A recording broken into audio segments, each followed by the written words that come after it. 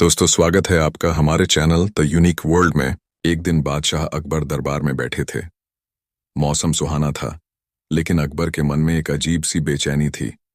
उन्होंने सोचा, बीरबल ने अब तक हर चुनौती पूरी की है, लेकिन क्या हो अगर मैं उसे एक ऐसी परीक्षा दूं जिससे वह हार जाए। उन्होंने दरबार में घोषणा की, आज मैं बीरबल को सबसे कठिन परीक्षा देने वाला हूं। अगर वह इसमें सफल हुए तो उन्हें मेरी तरफ से बहुत बड़ा इनाम मिलेगा। पूरा दरबार चौंक गया। अब क्या नया होने वाला है? लगता है इस बार अकबर कोई असंभव काम देंगे। देखते हैं इस बार बीरबल क्या करेगा। बीरबल हमेशा की तरह मुस्कुराते हुए खड़े हुए और बोले, जहां अपना, आपकी हर परीक्षा को स्वीकार करना मेरा सौभाग्य है। बताइए, मुझे क्या करना होगा? पहली परीक्षा, आधा सूरज दिखाओ। अकबर मुस्कुराए और बोले, बीरबल, मैं चाहता हूं कि तुम मुझे आधा सूरज दिखाओ, लेकिन ध्यान रहे, मैं सिर्फ आधा ही देखना चाहता हूं। पूरा दरबार चौंक गया। आधा सूरज, यह कैसे संभव है? कोई भी चीज आधी दिखाई जा सकती है, लेकिन सूरज? लेकिन बीरबल के चेहरे पर वही आत्मविश्वास था। उन्होंने अकबर से कहा, जहां अपना, कृपया कल सुबह सूर्योदय के समय महल की सबसे ऊंची मीनार पर चलिए। अगले दिन अकबर, बीरबल और दरबार के सभी सदस्य महल की मीनार पर पहुंचे। बीरबल ने पूर्व दिशा की ओर इशारा किया, जहां अपना, देखिए, आधा सूरज दिख रहा है। अकबर ने देखा कि सूरज आधा उग चुका था और आधा अभी भी क्षितिज के नीचे था। वाह बीरबल, तुमने तो गजब कर दिया। दरबार में जोरदार ठहाके गूंज उठे। दूसरी परीक्षा, पानी को बांधो। अब अकबर ने दूसरी परीक्षा रखी। बीरबल, क्या तुम पानी को किसी रस्सी से बांध सकते हो? यह तो नामुमकिन है। बीरबल अब क्या करेगा? लेकिन बीरबल मुस्कुराए और बोले, जहां पनाह, मुझे 1 घंटे का समय दीजिए। फिर बीरबल बाजार गए और वहां से एक घड़ा ले आए। उन्होंने घड़े में पानी भरा और ऊपर से एक कपड़ा बांध दिया। फिर उन्होंने अकबर के सामने वह घड़ा रख दिया और बोले, जहां पनाह, देखिए, मैंने पानी को बांध दिया। अकबर हंस पड़े। बीरबल, तुम सच में कमाल के हो। तीसरी परीक्षा, सबसे बड़ा झूठ क्या है? अब अकबर ने तीसरी और सबसे कठिन परीक्षा दी। बीरबल, मुझे दुनिया का सबसे बड़ा झूठ बताओ। पूरा दरबार चुप हो गया। सबसे बड़ा झूठ, इसका क्या उत्तर होगा? बीरबल मुस्कुराए और बोले, जहां अपना, दुनिया का सबसे बड़ा झूठ है, मैं हमेशा जिंदा रहूंगा। अकबर कुछ देर सोचते रहे, फिर जोर से हंस पड़े। बीरबल, तुमने सच में हमें सोचने पर मजबूर कर दिया। उन्होंने बीरबल को सोने के सिक्कों और बेशकीमती उपहारों से नवाजा। तुम्हारी चतुराई का कोई जवाब नहीं। तुमने फिर से साबित कर दिया कि तुम सबसे बुद्धिमान हो। शिक्षा, हर समस्या का हल दिमाग से निकाला जा सकता है। जो असंभव लगता है वह सही सोच से संभव बनाया जा सकता है। बुद्धिमान व्यक्ति हर चुनौती का हल खोज लेता है। दोस्तों, बीरबल की बुद्धिमानी के चर्चे पूरे राज्य में फैल चुके थे।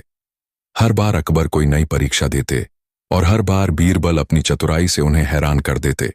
लेकिन इस बार अकबर ने ठान लिया था, अब मैं ऐसी चुनौती दूंगा कि बीरबल भी हार मान जाए। अकबर ने पूरे दरबार के सामने कहा, अगर इस बार बीरबल असफल हुए तो उन्हें दरबार से निकाल दिया जाएगा। पूरा दरबार हैरान था। क्या इस बार बीरबल सच में हार जाएंगे? बीरबल का क्या जवाब होगा? लेकिन बीरबल हमेशा की तरह शांत और आत्मविश्वास से भरे थे। उन्होंने सिर झुकाकर कहा, जहां पनाह, आपकी परीक्षा स्वीकार है। बताइए, मुझे क्या करना होगा? पहली परीक्षा, बिना कुछ कहे उत्तर दो।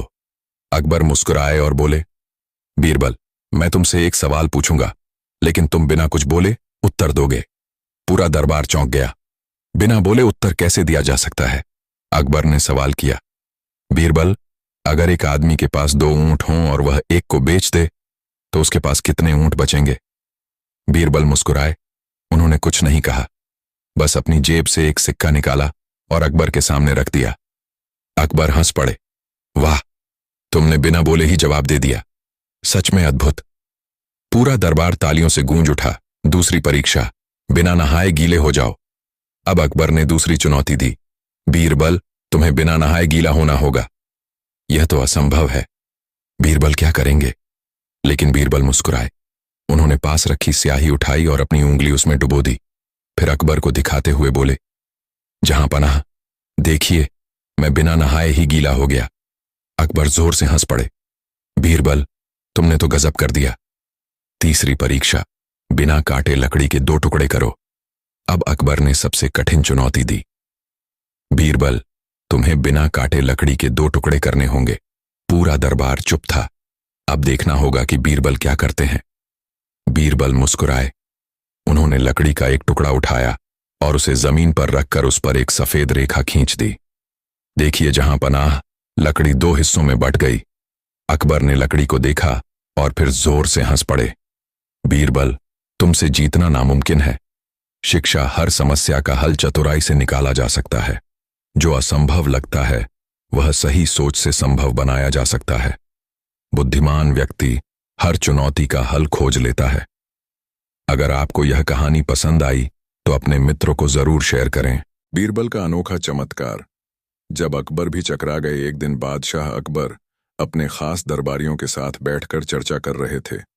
अचानक उन्हें एक शरारती विचार आया।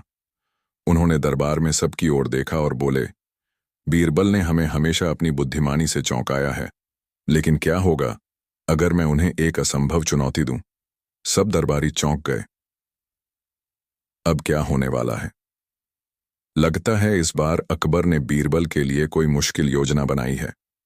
अकबर ने मुस्कुराते हुए बीरबल की ओर देखा और बोले, बीरबल, क्या तुम सच में इतने चतुर हो कि कोई भी काम कर सकते हो?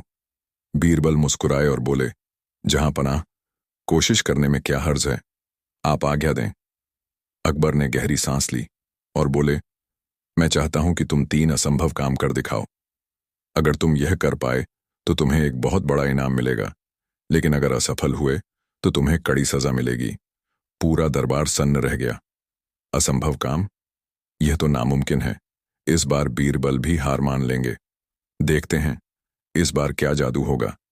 लेकिन बीरबल हमेशा की तरह शांत और आत्मविश्वास से भरे हुए थे। उन्होंने सिर झुकाकर कहा, जहां पनाह, मुझे यह चुनौती स्वीकार है। बताइए, कौन से 3 असंभव काम करने हैं? पहला, असंभव काम, सबसे बड़ा मूर्ख कौन?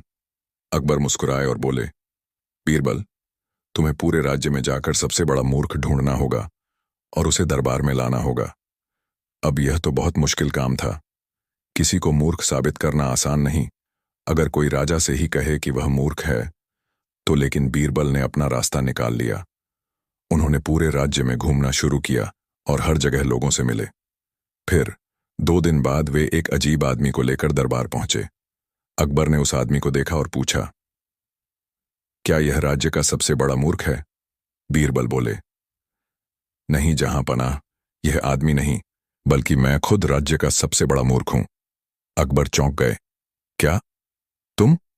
बीरबल हंसते हुए बोले, जहां पनाह, मैं इसलिए सबसे बड़ा मूर्ख हूं क्योंकि मैंने बिना सोचे समझे आपकी असंभव चुनौती स्वीकार कर ली। अब बताइए, मैं जीता या नहीं?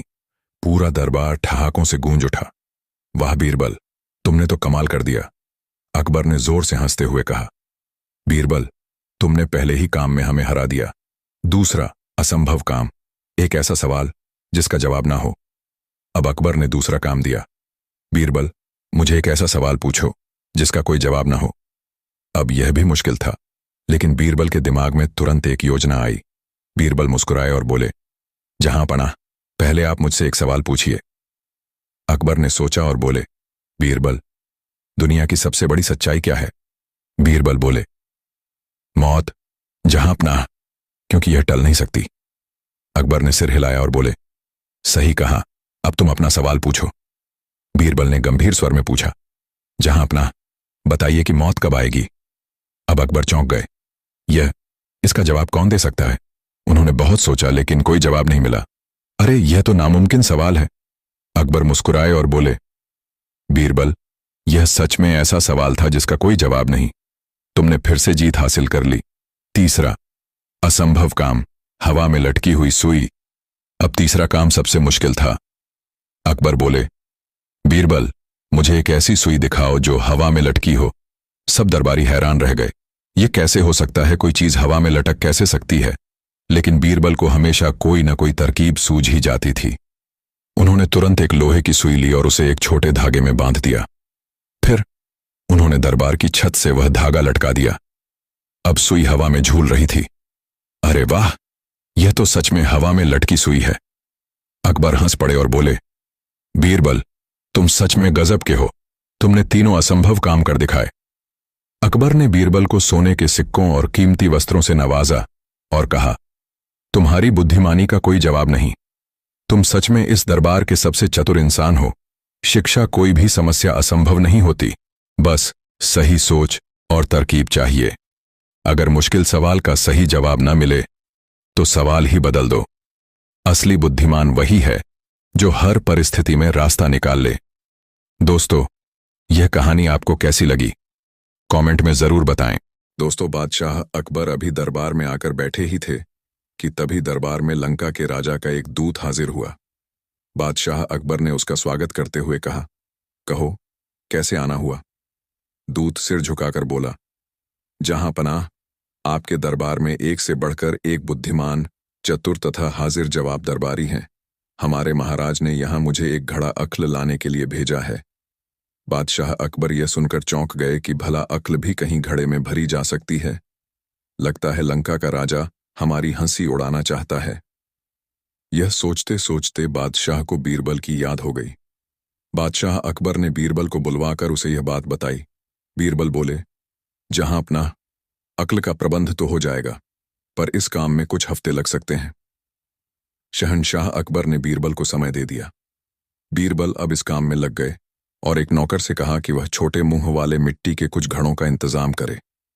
नौकर घड़े लेकर आया तो बीरबल नौकर को लेकर कद्दू की बेल तक गए और उन्होंने एक घड़े में एक छोटे कद्दू डाल दिए।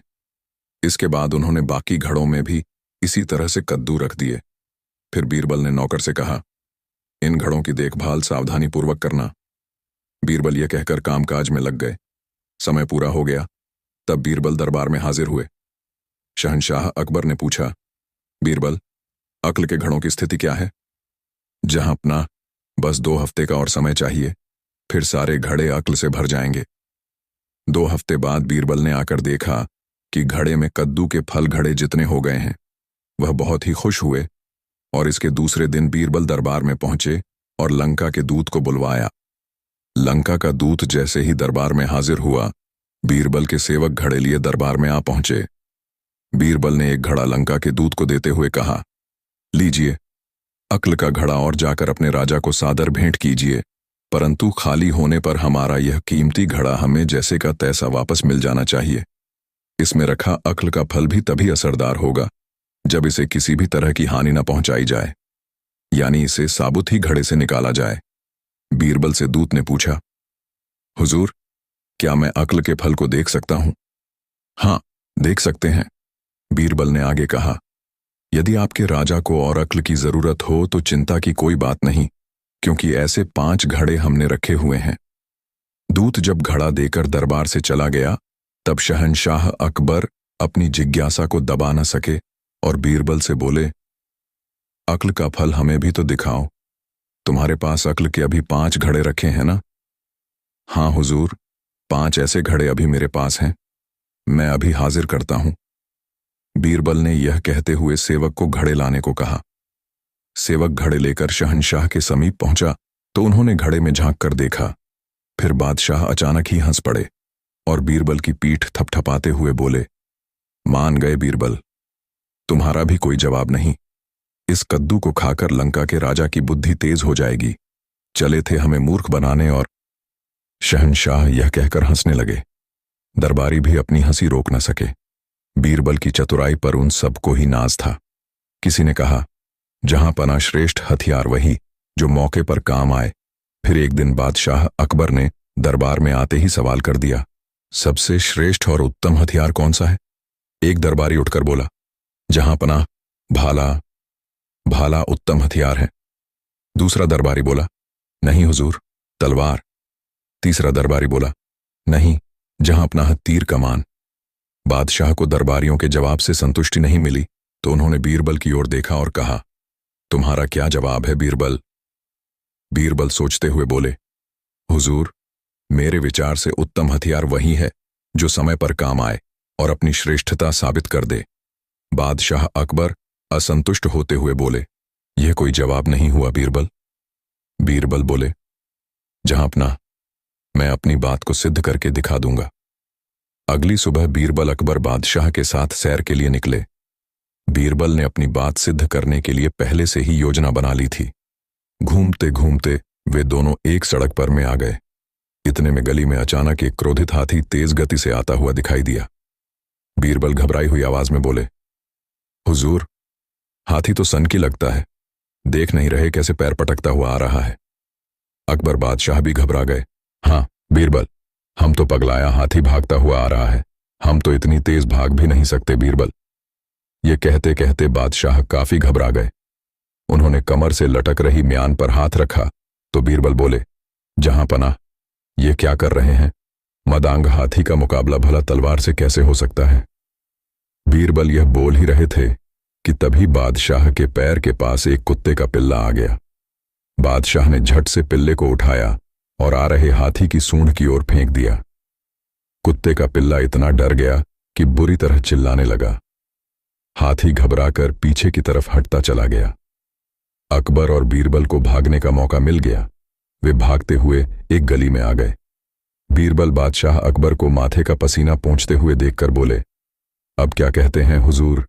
मैंने कोई गलत तो नहीं कहा था कि जो मौके पर काम आए वही श्रेष्ठ हथियार होता है?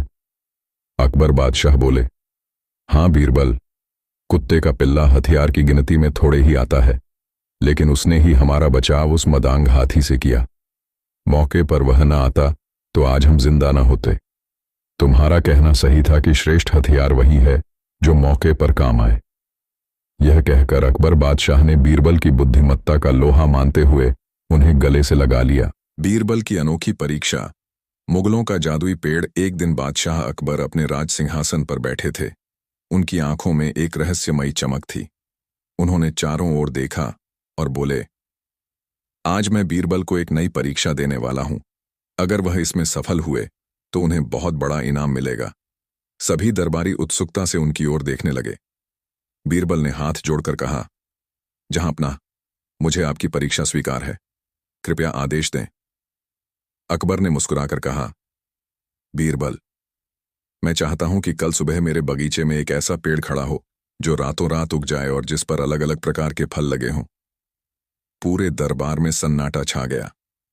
सभी दरबारी आपस में फुसफुसाने लगे, यह तो नामुमकिन है। कोई पेड़ रातों रात कैसे उग सकता है? लगता है इस बार बीरबल भी हार मान लेंगे। लेकिन बीरबल हमेशा की तरह शांत और मुस्कुराते हुए खड़े रहे। उन्होंने सिर झुकाकर कहा, जहांपनाह, आपकी इच्छा अवश्य पूरी होगी, बस मुझे एक रात का समय दीजिए। अकबर ने कहा, ठीक है बीरबल, लेकिन देखना, अगर कल सुबह यह पेड़ न दिखा तो तुम्हें कड़ी सजा मिलेगी। बीरबल मुस्कुराए और दरबार से विदा लेकर इस चुनौती का हल निकालने के लिए चल पड़े। बीरबल की अनोखी योजना। बीरबल सीधा अपने घर पहुंचे और गहरी सोच में पड़ गए। यह काम साधारण तरीके से अकबर ने मुझसे रातों रात पेड़ लगाने को कहा है, लेकिन पेड़ तो एक दिन में नहीं उग सकता। लेकिन अगर पेड़ पहले से तैयार हो तो? फिर उनके चेहरे पर मुस्कान आ गई। उन्होंने तुरंत अपने खास सेवकों को बुलाया और उन्हें एक आदेश दिया, हमें एक ऐसा बड़ा पेड़ चाहिए जिसकी जड़ें मिट्टी से बाहर निकली हुई हों और जिस पर अलग अलग फल लगे हों। सेवक भौंचक्के रह गए, लेकिन उन्होंने बीरबल का आदेश मान लिया और जल्दी से पूरे राज्य में ऐसा पेड़ ढूंढने निकल पड़े। कुछ घंटों की खोज के बाद वे एक पुराने बाग में पहुंचे जहां एक विशाल वृक्ष खड़ा था। यह पेड़ कई वर्षों पुराना था और इसकी शाखाओं पर अलग अलग प्रकार के फल लगे थे, आम, अनार, अमरूद और संतरे। बीरबल ने आदेश दिया कि इस पेड़ को सावधानीपूर्वक जड़ सहित उखाड़ा जाए। उन्होंने इसे एक बड़े रथ में रखा और राजमहल के बगीचे में ले जाकर उसे मिट्टी में लगा दिया। लेकिन पेड़ को ऐसे ही लगाने से काम नहीं चलता। लोगों को विश्वास दिलाने के लिए कुछ और करना था। बीरबल ने कुछ किसानों और माली को बुलाकर कहा, तुम लोग रात भर इस पेड़ के पास बैठकर इसकी रखवाली करोगे और सुबह जब सूरज उगेगा तो तुम सब कहोगे कि यह पेड़ रातों रात उगाया है। किसानों ने हाँ में सिर हिलाया और योजना के अनुसार रात भर पेड़ के पास बैठकर पहरा देने लगे। ताक अगली सुबह जब पेड़ ने सबको चौंका दिया। अगली सुबह सूरज की पहली किरण के साथ ही अकबर अपने दरबारियों के साथ बगीचे में पहुंचे। जैसे ही उन्होंने देखा, उनके सामने एक विशाल वृक्ष खड़ा था जिस पर अलग अलग प्रकार के फल लगे थे। अकबर की आंखें आश्चर्य से फैल गईं। उन्होंने तुरंत बीरबल को बुलाया और बोले, बीरबल, ये कैसे संभव हुआ? क्या तुमने सच में रातों रात ये पेड़ उगा दिया? बीरबल मुस्कुराए और बोले, जहां पनाह, यही तो प्रकृति का जादू है। ये पेड़ रातों रात उग आया क्योंकि मैंने इसे बहुत प्यार और देखभाल से लगाया। अकबर ने बगीचे के किसानों से पूछा, क्या यह सच है? ये पेड़ रातों रात उगा? किसानों ने सिर झुकाकर कहा, जी हां जहांपनाह, हमने अपनी आंखों से देखा कि यह पेड़ रात भर में बड़ा हुआ। अकबर सोच में पड़ गए। वह समझ गए थे कि इसमें जरूर बीरबल की कोई चाल होगी। उन्होंने पेड़ को ध्यान से देखा, फिर मुस्कुराते हुए बोले, हंसते हुए बोले, बीरबल, तुमने फिर से हमें बेवकूफ बना दिया। यह पेड़ पहले से तैयार था, तुमने इसे यहां लाकर लगाया है। बीरबल ने हंसते हुए कहा, जहांपनाह, मैंने कुछ गलत नहीं किया। आपने कहा था कि सुबह तक यह पेड़ यहां होना चाहिए और मैंने आपकी आज्ञा पूरी कर दी। अकबर ने जोर से ठहाका लगाया और दरबारियों से बोले, वाह बीरबल, तुमने फिर से साबित कर दिया कि तुम सबसे चतुर हो। तुम्हारी बुद्धिमानी का कोई मुकाबला नहीं। अकबर ने बीरबल को बहुमूल्य इनाम दिया और कहा, तुमने हमें यह सिखाया कि कोई भी काम असंभव नहीं होता, बस सही सोच और योजना की जरूरत होती है। डारा शिक्षा। हर समस्या का हल चतुराई और योजना से निकाला जा सकता है। धैर्य और समझदारी से असंभव चीजें भी संभव हो सकती हैं। हर सवाल का जवाब सिर्फ सीधे तरीके से नहीं, बल्कि दिमाग लगाकर भी दिया जा सकता है। एक दिन दरबार में बादशाह के अकबर बोस अपने दरबार में बैठे थे। अचानक एक गरीब किसान रोता हुआ दरबार में आया और बोला, जहां पनाह, मेरी मदद कीजिए। मेरे पड़ोसी ने मेरी सारी भेड़ें चुरा ली हैं और अब मुझसे कह रहा है कि वे उसकी हैं। अकबर ने अपने सैनिकों को आदेश दिया, उस आदमी को दरबार में लाया जाए जिसने भेड़ें चुराई हैं। कुछ ही देर में सैनिक उस किसान के पड़ोसी को पकड़ कर ले आए। अकबर ने पूछा, क्या तुमने इस किसान की भेड़ें चुराई हैं? आरोपी ने घबराते हुए कहा, नहीं जहांपनाह, ये झूठ बोल रहा है, भेड़ें मेरी हैं। अब अकबर सोच में पड़ गए। दोनों अपनी अपनी बात पर अड़े थे। अचानक अकबर मुस्कुराए और बोले, इस मामले का हल सिर्फ बीरबल ही निकाल सकते हैं। बीरबल की अनोखी परीक्षा। बीरबल ने दोनों को ध्यान से देखा और फिर अकबर से बोले, जहांपनाह, मुझे इस मामले को सुलझाने के लिए एक दिन का समय चाहिए। अकबर ने सहमति दी और बीरबल अपनी योजना पर काम करने चले गए। रात को उन्होंने एक अनोखी चाल चली। अगली सुबह जब सच्चाई सामने आई, सुबह होते ही पूरा दरबार इकट्ठा हो गया। अकबर भी बड़ी उत्सुकता से बैठे थे। बीरबल दरबार में आए और बोले, जहांपनाह, अब इस समस्या का हल निकालने का समय आ गया है। बीरबल ने सैनिकों को इशारा किया और दरबार में एक मेन बड़ी सी खाली कोठरी में लाने को कहा। फिर उन्होंने दोनों किसानों से कहा, इस कोठरी में उन भेड़ों को रखा गया है जिन्हें तुम दोनों अपना अपना बता रहे हो। अब मैं कोठरी खोलूंगा और देखते हैं कि भेड़ें किसकी ओर जाती हैं। फिर उन्होंने कोठरी का दरवाजा खोल दिया। जैसे ही दरवाजा खुला, भेड़ें तेजी से बाहर आईं और सीधे गरीब किसान के पास जाकर खड़ी हो गईं। पूरा दरबार हैरान रह गया। असली मालिक सामने आ चुका था।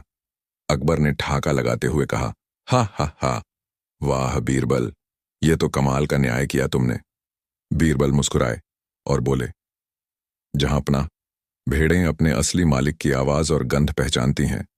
यही कारण था कि वे सीधे गरीब किसान के पास चली गईं।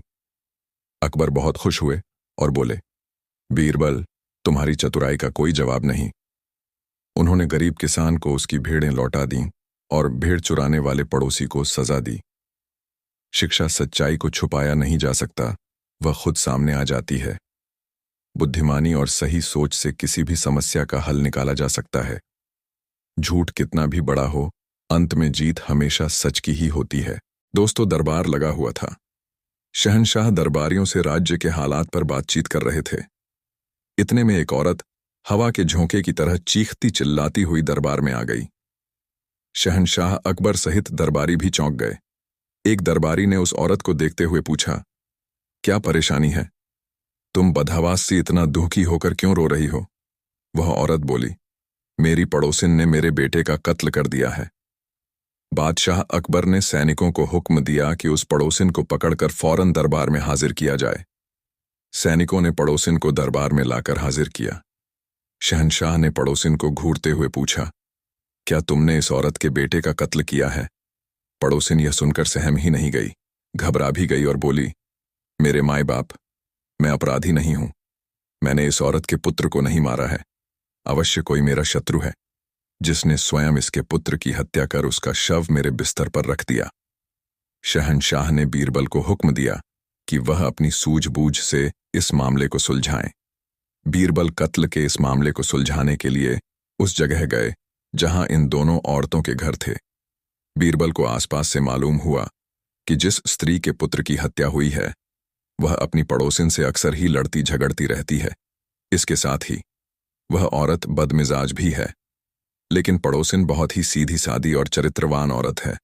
इसके साथ ही बहुत निर्धन भी है। बीरबल इस मामले की पूरी छानबीन करने के बाद दरबार में लौट आए और पड़ोसिन से बोले, देखो, तुमने बच्चे की हत्या नहीं की है तो तुम इस भरे दरबार में अपने सारे वस्त्र उतार दो। पड़ोसिन ये सुनकर घबरा गई और कहने लगी, बादशाहों के बादशाह, आप मेरी जान ले सकते हैं, पर मुझसे भरे दरबार में कपड़े उतारने को न कहें। मेरे पास बस मेरी इज्जत ही तो है। बीरबल ने अब उस औरत की ओर देखा जिसके बच्चे का कत्ल हुआ था और आगे बढ़ते हुए बोले, देखो, अगर तुम्हें पूरा विश्वास है कि तुम्हारे बच्चे का कत्ल पड़ोसिन ने ही किया है तो तुम भरे दरबार में निर्वस्त्र हो जाओ। उस औरत ने देखते ही देखते अपने बदन के सारे कपड़े उतारकर जमीन पर रख दिए। बीरबल अचानक ही मुस्कुरा पड़े और सैनिकों से कहा, इस निर्वस्त्र स्त्री को पेड़ से उलटा लटका दो और उसके नीचे लाल मिर्च रखकर आग लगा दो। वास्तव में ही यह औरत बहुत ही क्रूर, कठोर तथा दुष्चरित्र है। मैं पूरे विश्वास के साथ कह सकता हूं कि अपने पुत्र का कत्ल भी इस दुष्ट और चरित्रहीन औरत ने ही किया है। अकबर बादशाह का भी खून गुस्से से उबल पड़ा और गुर्राती आवाज में बोले, यह औरत निहायत ही घटिया, जालिम है और इंसानों की बस्ती में रहने लायक नहीं है। हमारा हुक्म है कि इसे उम्र भर के लिए काल कोठरी में डाल दिया जाए। बादशाह के फैसले से सभी बहुत ही प्रसन्न हुए। शहंशाह ने बीरबल को शाबाशी दी और उनके इस बुद्धिमत्तापूर्ण कार्य के लिए उनको ढेरों बधाइयां भी दीं। दोस्तों, कहानी कैसी लगी? कमेंट में जरूर बताएं दोस्तों। बादशाह अकबर दरबार में आकर अभी बैठे ही थे कि तभी दरबार में एक हत्या का मामला आ गया। बादशाह को बड़ा ही बुरा लगा कि आज की शुरुआत हत्या के मामले से ही हो रही है। बादशाह ने हुक्म दिया, यह हत्या का मामला है, इसमें जल्दबाजी करना ठीक नहीं होगा। इस मामले की सुनवाई अगले दिन होगी। अपराधी को मौका मिल गया। वह दूसरे दिन दरबार लगने से पहले ही बीरबल के घर पर पहुंच गया और दरबार के लिए तैयार हो रहे बीरबल के आगे गिड़गिड़ाने लगा, हुजूर, आप बुद्धिमानों के बुद्धिमान हैं। मैं बड़ी आशा लेकर आपकी शरण में आया हूं। मेरी फांसी की सजा उम्र कैद में तब्दील हो जाएगी तो मेरे परिजन आपका यह उपकार जीवन भर नहीं भूलेंगे। बीरबल यह सब सुनकर अवाक रह गए। अपराधी आगे बोला, हुजूर, मेरी आपसे प्रार्थना है कि मेरी तरफ से आप ही बहस करें। बीरबल ने जवाब में कुछ नहीं कहा। मामला दरबार में पेश हुआ। बादशाह अकबर ने अपराधी को उम्र कैद की सजा सुनाई। अपराधी आश्चर्यचकित भी हुआ और खुश भी हुआ। वह धीरे धीरे चलकर बीरबल के नजदीक आया और बोला, हुजूर, लाख लाख शुक्रिया। आपने मेरी फांसी की सजा उम्र कैद में करवा दी। मैं आपका ताउम्र ऋणी रहूंगा। यह सुनकर बीरबल बोले, हाँ, मुझे इस मामले में बड़ी दिक्कत उठानी पड़ी। जहां पनाह तो तुम्हें निर्दोष समझकर छोड़ने जा रहे थे। मेरे बार बार समझाने पर उन्होंने तुम्हें उम्र कैद की सजा दी, क्योंकि केवल मुझे पता है कि तुमने अपराध किया है और तुमने मेरे घर पर अपना अपराध कबूल भी किया है। हकीकत यही थी। अपराधी यह सुनकर हतप्रभ रह गया। वह माथा पीट कर रह गया कि बीरबल के सामने उसने अपना अपराध आखिर कबूल क्यों किया। दोस्तों, एक धनवान कंजूस व्यक्ति की तारीफ में एक कवि कविता लिखकर उससे मिला और कवि ने अपनी कविता बड़ी शान से पढ़कर उसे सुनाई। वह कंजूस समझ गया कि यह कवि उससे कुछ लेने के लिए ही यहां आया है। प्रशंसा में कविता पढ़ना तो एक बहाना है। कंजूस ने सोचा कि क्यों ना मैं भी इसे अपनी बातों से खुश करके यहां से जाने पर मजबूर कर दूं। ये सोचते हुए वह कंजूस बोला, बहुत खूब कवि महोदय, आपने मेरी तारीफ में बहुत अच्छी कविता लिखी है। कल आप आइए, मैं आपकी मुराद अवश्य पूरी करूंगा। कवि वापस चला गया। कंजूस बहुत ही खुश हुआ कि चलो बला टली, कुछ देना ना पड़ा और बात भी बन गई। दूसरे दिन कवि कुछ धन पाने के लालच में कंजूस से मिलने आया। कवि पर नजर पड़ते ही कंजूस बोला, तुम कौन हो भाई, किससे मिलना है? यह कहकर कंजूस ने ऐसा नाटक किया जैसे उसने कवि को कभी देखा ही ना हो। कवि आश्चर्य से चौंकते हुए बोला, महोदय, आप ये क्या कह रहे हैं? कल ही तो मैं आपसे मिला था और आपकी तारीफ में खूबसूरत सी कविता भी लिखकर सुनाई थी। आप इतने कम समय में ही मुझे भूल गए। कंजूस बोला, कल की बात आज करने से कोई लाभ नहीं। जैसे कल तुमने मुझे कविता सुनाई वैसे ही मैंने भी अपनी मीठी मीठी बातें तुम्हें सुना दी थी।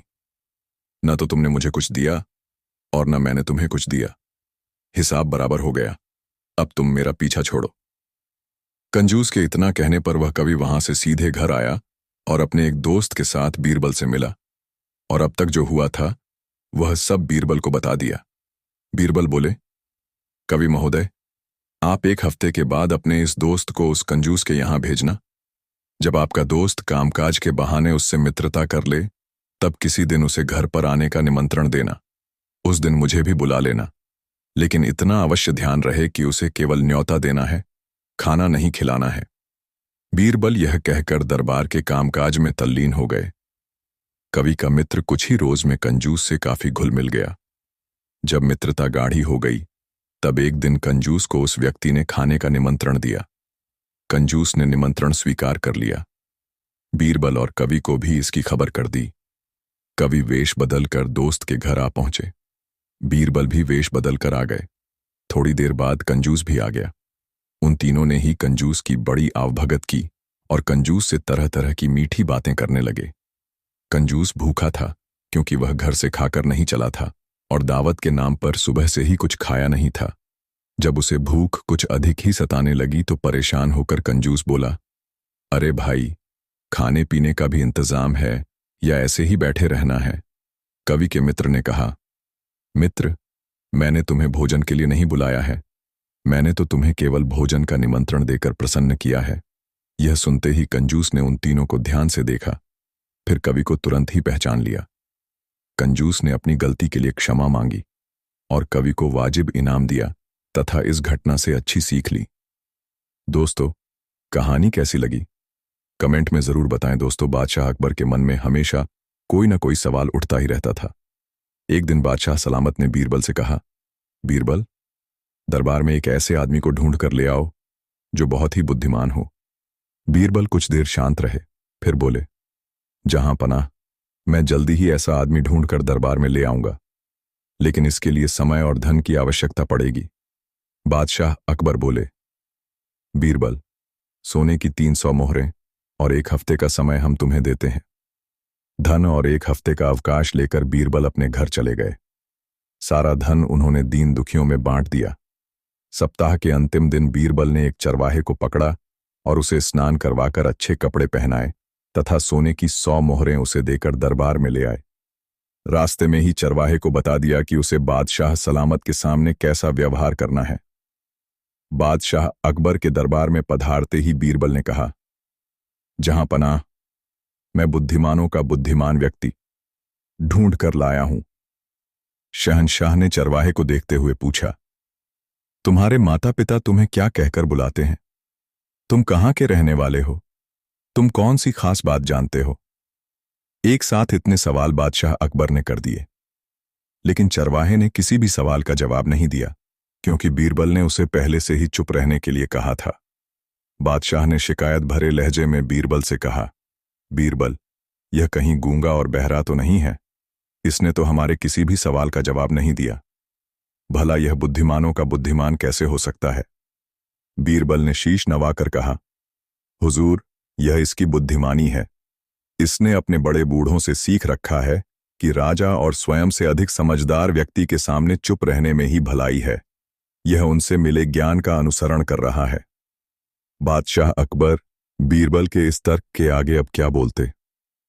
वे मुस्कुराकर ही रह गए और चरवाहे को इनाम देकर सम्मान के साथ दरबार से विदा किया। दोस्तों, बादशाह अकबर को बहुत सारे शौक थे। उन्हें शतरंज खेलना और पतंग उड़ाना पसंद था। उन्हें अन्य देशों की कहानियों को सुनना भी पसंद था। लेकिन उनका पसंदीदा शौक घोड़ों का था। उसमें भी अच्छे घोड़ों का संग्रह करना था। एक दिन घोड़ों का एक व्यापारी महल में आया। उसके पास बेचने के लिए घोड़ों का एक समूह था। बादशाह बाहर आए और घोड़ों को देखा। बादशाह अकबर ने कहा, ये बहुत ही सुंदर घोड़ों हैं, मैं सारे खरीद लूंगा। क्या तुम्हारे पास और भी हैं? व्यापारी ने कहा, नहीं महाराज, पर यदि आप मुझे कुछ धन दे दें तो मैं अफगानिस्तान जाकर कुछ और घोड़े खरीद कर ले आऊंगा। अकबर ने घोड़ों के समूह के सारे घोड़े ले लिए और अफगानिस्तान से अधिक घोड़े लाने के लिए 200 सोने के सिक्के दिए। उन्होंने उसे पैसे दिए, लेकिन उससे कोई प्रश्न नहीं पूछा। यह भी नहीं पूछा कि उसका नाम क्या था, वह कहाँ से आया था या वह कहाँ रहता था। घोड़ों के व्यापारी ने पैसे लिए और वहां से चला गया। कई दिन बीत गए, घोड़ों का व्यापारी वापस नहीं लौटा। कुछ दिनों के बाद अकबर ने बीरबल से भारत में 10 सबसे बड़े मूर्खा की एक सूची बनाने के लिए कहा। बीरबल ने यह सूची तुरंत बनाकर बादशाह को सौंप दी। जैसे ही अकबर ने सूची को पढ़ना शुरू किया, वह हैरान रह गए और फिर बहुत क्रोधित हुए। बीरबल ने अकबर का नाम सूची में सबसे ऊपर लिखा था। बीरबल, यह क्या है? बादशाह चिल्लाए, मेरा नाम सूची में सबसे ऊपर क्यों है? जहां पनाह, ऐसा इसलिए क्योंकि आप सभी लोगों में सबसे बड़े मूर्ख हैं। बीरबल ने कहा, तुम्हारी इतनी हिम्मत कैसे हुई? अकबर ने बीरबल के शब्दों से आहत होते हुए कहा। बीरबल ने आगे कहा, महाराज, आपने एक अजनबी को इतना ज्यादा पैसा दे दिया और यह भी नहीं पूछा कि वह कौन था, कहां से आया था। क्या यह मूर्खता नहीं है?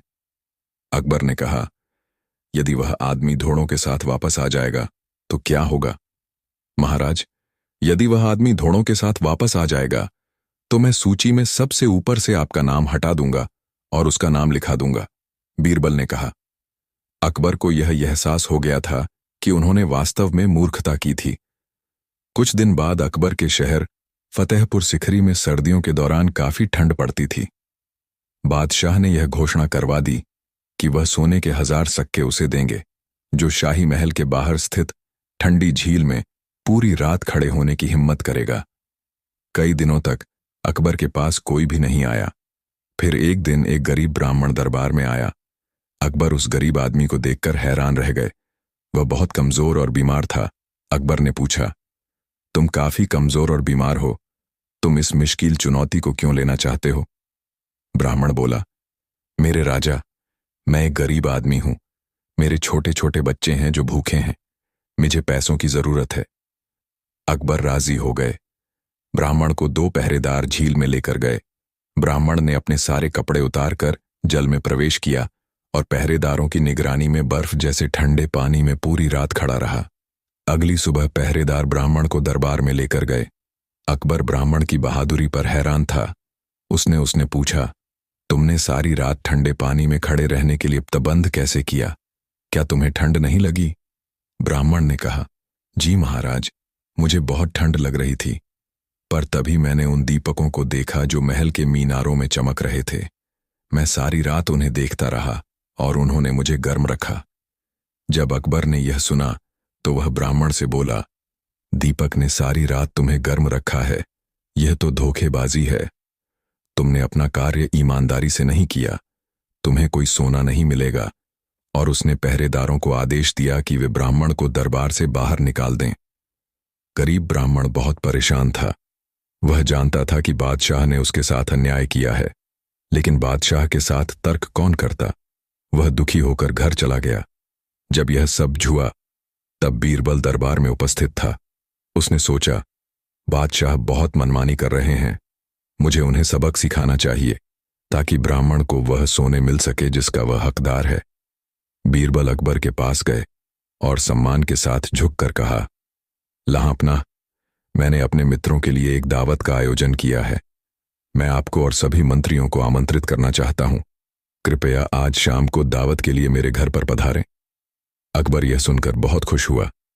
शाम को अकबर ने खबर भिजवाई कि वे आ रहे हैं, परंतु बीरबल ने कहला भेजा कि अभी खाना तैयार नहीं हुआ है, जब तैयार हो जाएगा तो खबर भेज दूंगा। जब बहुत देर तक खबर नहीं आई तो अकबर स्वयं अपने मंत्रियों के साथ बीरबल के घर पहुंच गया। पर जब उन्होंने बीरबल को घर के आंगन में देखा तो वे हैरान रह गए। बीरबल थोड़ी सी आग जलाकर उसके पास बैठा हुआ था, जबकि जो बर्तन आग पर होना चाहिए था वह एक पेड़ की एक शाखा पर ऊंचा लटक रहा था। अकबर ने बीरबल से पूछा, तुम्हें क्या लगता है कि तुम क्या कर रहे हो? बीरबल ने कहा, झिल्ले सुभानी, मैं हम सभी के लिए स्वादिष्ट खिचड़ी बना रहा हूं। इस बात पर बादशाह जोर से हंसने लगे। उन्होंने कहा, मूर्ख, तुम्हें क्या लगता है आग से गर्मी खिचड़ी तक पहुंच जाएगी? तुमने बर्तन ऊंची शाखा पर रख दिया है। बीरबल ने कहा, महाराज, आग की गर्मी बर्तन तक उसी प्रकार पहुंच जाएगी जिस प्रकार महल के दीपक से गर्मी उस दिन गरीब ब्राह्मण तक पहुंची थी। अकबर ने हंसना बंद कर दिया। उन्हें एहसास हो गया कि बीरबल क्या कहना चाहता है। अगले दिन उन्होंने ब्राह्मण को बुलाया और वादे के अनुसार उसे 1000 सेने के सिक्के दिए। ब्राह्मण ने बादशाह का आभार व्यक्त किया और आशीर्वाद दिया। अकबर ने बीरबल को देखा तो बीरबल मुस्कुरा दिए। दोस्तों, वीडियो को एक लाइक जरूर करें। एक दिन एक गरीब किसान घबराया हुआ दरबार में आया और बोला, जहांपना, मेरी जमीन के बीचों बीच एक पुराना खंडहर है जिसमें एक रहस्यमयी दरवाजा है। जब भी कोई उसे खोलने की कोशिश करता है वह बंद ही रहता है, लेकिन रात होते ही अजीब अजीब आवाजें आती हैं और कई लोगों ने उस दरवाजे के खुलने और रोशनी निकलने की बात भी कही है। मैं बहुत डरा हुआ हूं, कृपया मेरी मदद करें। बादशाह अकबर ने यह सुनकर दरबारियों की ओर देखा। कुछ दरबारी डर गए, कुछ ने कहा कि यह भूतों का काम है और कुछ बोले कि वहां खजाना छिपा हो सकता है। लेकिन अकबर को यह मामला बड़ा दिलचस्प लगा। उन्होंने तुरंत बीरबल को बुलाया और कहा, बीरबल, यह मामला तुम्हारी बुद्धि की परीक्षा लेगा। क्या तुम इस रहस्य से पर्दा उठा सकते हो? बीरबल मुस्कुराए और बोले, जहांपना, भले ही यह दरवाजा रहस्यमयी हो, लेकिन मैं निश्चित रूप से इसका हल निकाल लूंगा। बीरबल ने उस किसान की जमीन का मुआयना किया और खंडहर तक पहुंचे। वहां सचमुच एक पुराना दरवाजा था जो दिन में कभी नहीं खुलता था। बीरबल ने आसपास की जमीन और दीवारों का निरीक्षण किया और फिर रात को वहीं रुकने का फैसला किया। आधी रात को अचानक अजीब आवाजें आने लगीं। बीरबल ने अपनी आंखें खुली रखीं और ध्यान से हर चीज पर नजर रखने लगे। अचानक उन्होंने देखा कि खंडहर के एक कोने में हलचल हो रही है। कुछ परछाइयां धीरे धीरे दरवाजे की ओर बढ़ रही थीं। बीरबल ने चुपके से अपनी तलवार संभाली और पास जाकर देखने लगे। तभी दरवाजा अपने आप खुल गया और अंदर से हल्की रोशनी निकलने लगी। बीरबल समझ गए कि यह किसी रहस्यमयी शक्ति का काम नहीं, बल्कि किसी चालाक इंसान की करतूत है। उन्होंने तुरंत एक चाल चली।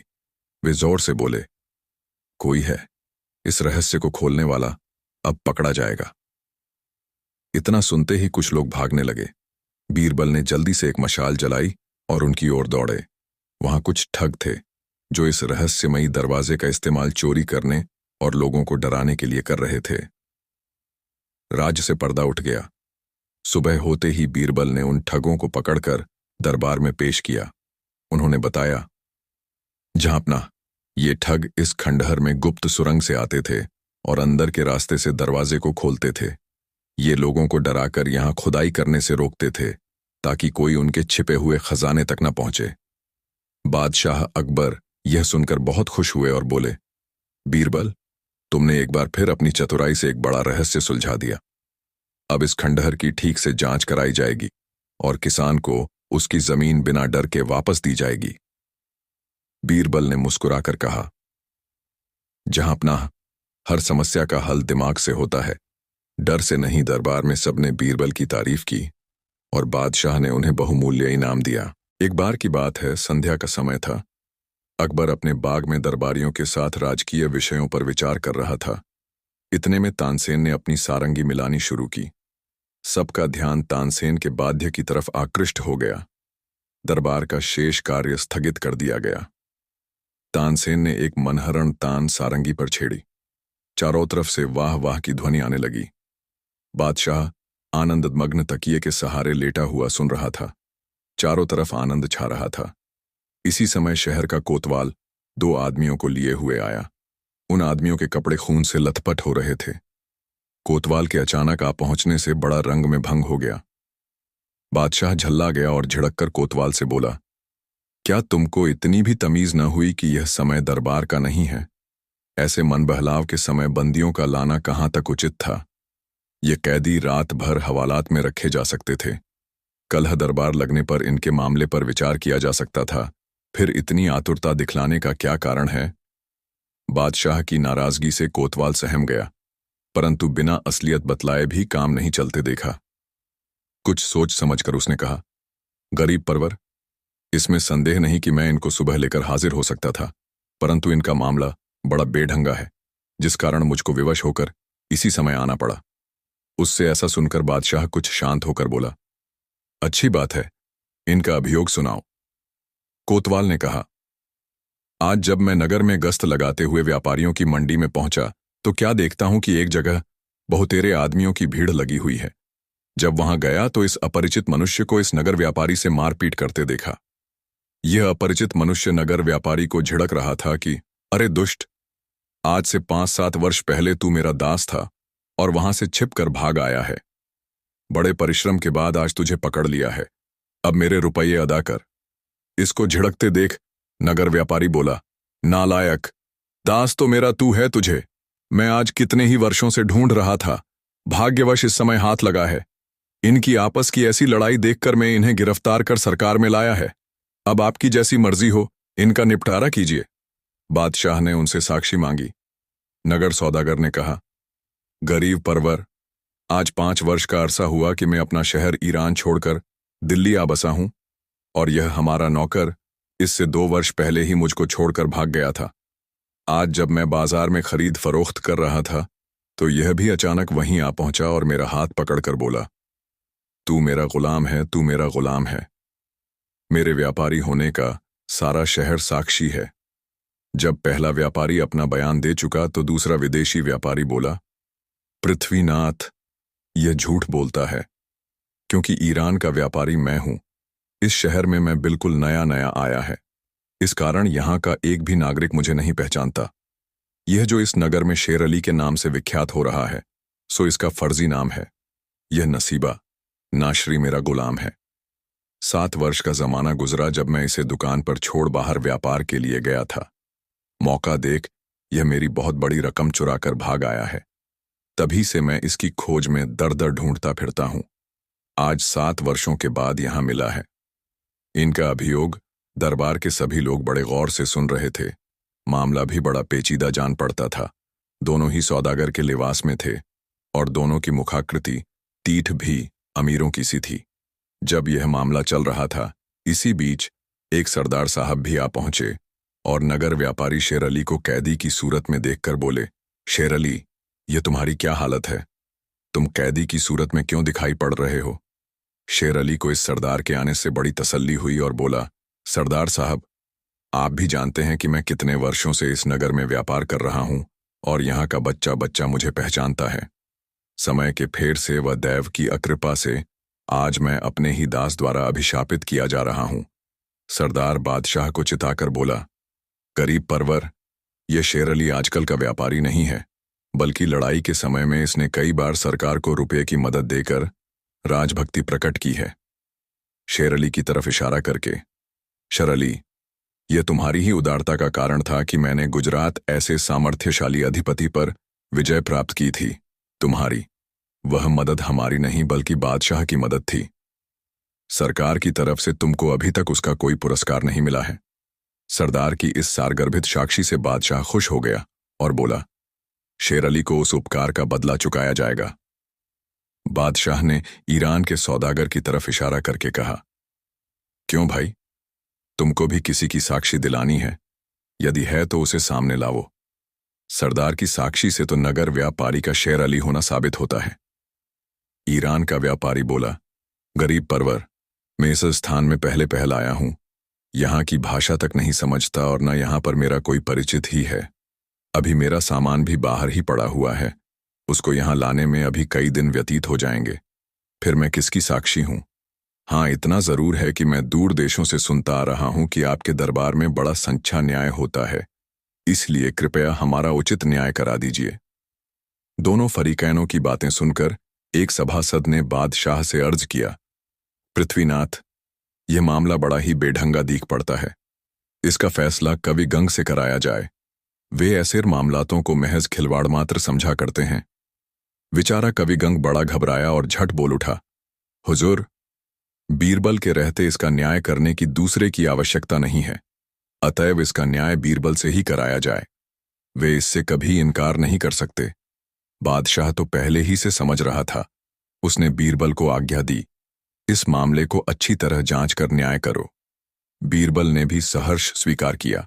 बीरबल की कार्रवाई शुरू हुई। वह दोनों व्यापारियों को पास बुलाकर उनसे बहुत प्रकार की पूछताछ की, परंतु फिर भी कुछ मतलब की बात हासिल न हुई। तब उसने एक नई सूझ निकाली। बीरबल उन दोनों सौदागरों को एक जगह खड़ा कराकर एक जल्लाद को नंगी तलवार लिए हुए बुलवाया। जब वह आकर हाजिर हुआ तो बीरबल उससे बोला, क्या देखता है, गुलाम को अभी मार डाल। बीरबल के मुख से इतना शब्द निकलते ही जल्लाद तलवार लेकर झपटा। उसका झपटना था कि नगर व्यापारी यानी नकली शेर अली अलग हट गया। बीरबल उसकी ऐसी हरकत देखकर तुरंत ताड़ गया कि असल में यही गुलाम है। उसने उसकी कलाई पकड़ ली। नकली शेर अली ने भी अपना गुलाम होना स्वीकार कर लिया और वह तुरंत कैद कर लिया गया। अनंतर दरबारियों के पूछने पर उसने कहा, असल में मैं ही अपने इस ईरानी मालिक असली शेर अली का गुलाम था। मेरी आदत धीरे धीरे बिगड़ने लगी। मैं हमेशा इसे हटाने को ताक में था। जब मेरा मालिक मुझे दुकान पर अकेला छोड़कर बाहर चला गया तो मेरी नीयत बिगड़ी और उसका बहुत सा माल लेकर वहां से भाग निकला। घूमते फिरते यहां पहुंचा और उस चोरी के रुपयों से व्यापार करने लगा। चूंकि इस काम को मैंने अपने मालिक के यहां ही सीख लिया था, इस कारण व्यापार चलाने में मुझे कोई दिक्कत न पड़ी और मेरा काम धड़ल्ले से चलने लगा। अब मैं असली शेर अली के नाम से विख्यात हो गया हूं। इतने दिनों के परिश्रम से जो मैंने भारतवर्ष में अपना नाम प्रख्यात किया था, सो आज देव के प्रकोप से मिट्टी में मिल गया। अब मुझसे गुलामी करते नहीं बनेगी। अतएव कृपा कर मुझे प्राणदंड की आज्ञा दीजिए। बादशाह ने शेर अली से पूछा, शेर अली, अब तुम इस आदमी को क्या करना चाहते हो? शेर अली बोला, गरीब परवर, अब मुझे इसकी कोई जरूरत नहीं है। मेरी बात रह गई। अब आपके जी में जो आवे सो कीजिए। शेर अली के ऐसे संतोषप्रद वाक्यों से बादशाह को बड़ी प्रसन्नता हुई, परंतु उसने अपना राज्य किसी पर जाहिर न किया। बेचारा अपराधी नसीबा जीवन की आशा त्याग कर एक तरफ खड़ा था। बादशाह उसकी तरफ लक्ष्य कर बोला, नसोबा, तुम्हारा अपराध प्राण दंड पाने के योग्य है, परंतु तूने मेरे साथ उपकार किया है और मैंने अभी तक तुझे उसका कुछ बदला नहीं चुकाया है। अतएव तुझे जीवन दान देता हूं और पुरस्कार में तुझे दरबार का एक काम सौंपता हूं। अब तुम उसी काम के सहारे से अपना जीवन निर्वाह करो। नसीबा खुशी के मारे फूला न समाया और बड़ी प्रसन्नता से उस पद को स्वीकार किया। बादशाह ने मन में विचार किया कि इस न्याय में बीरबल ने कमाल किया है, इस कारण उसको भी उचित पुरस्कार देना परमोचित है। बादशाह ने 3 पोशाक मंगवाई। उसमें पहली कुछ आभूषणों के साथ असली शेर अली को और दूसरी बीरबल को तथा तीसरी नसीबा नामी गुलाम को देकर विदा किया।